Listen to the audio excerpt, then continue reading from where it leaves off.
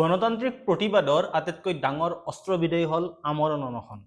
মহাত্মা গান্ধী ভগত সিঙৰ পৰা সোনম ৱাংচুকলৈ ভাৰতৰ ইতিহাসত যুগে যুগে এই কথা প্ৰমাণ হৈ আহিছে।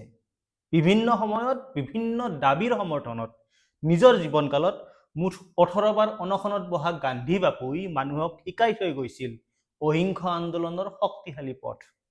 গান্ধীক অনুসৰণ কৰিয়েই পিছৰ সময়ছোৱাত বহুতেই আমৰণ অনশনৰ পথ লৈছে। এই পথত কোনোবা সফল হৈছে আৰু কোনোবা বিফল হৈছে।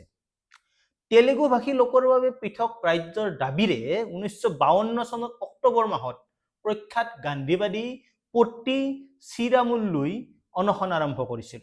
পিছে চৰকাৰে সেই প্ৰতিবাদক কোনো গুৰুত্বই নিদিলে আৰু 58 দিন অনশন কৰাৰ পিছত শ্ৰীৰামুলুৰ মহাপ্ৰয়াণ হয় আৰু তাৰ পিছতেই আৰম্ভ হয় হিংসাৰ দাবানল আৰু শেষত জনতাৰ দাবীৰ ওচৰত সেও মানি সৃষ্টি হয় অন্ধ্ৰপ্ৰদেশ ৰাজ্য।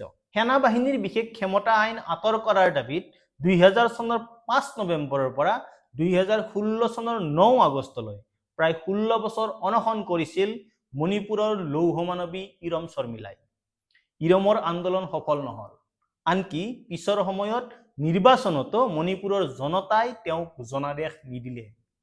কিন্তু ইৰমৰ ত্যাগ বুৰঞ্জীৰ পাতত সোণালী আখৰেৰে লিখা ৰল। আজি বিজেপিয়ে সমগ্ৰ ভাৰততে খোপনি পোতা আৰু নৰেন্দ্ৰ মোদীয়ে প্ৰধানমন্ত্ৰী হোৱাৰ আঁৰতো কিন্তু আছে এক আন্দোলন।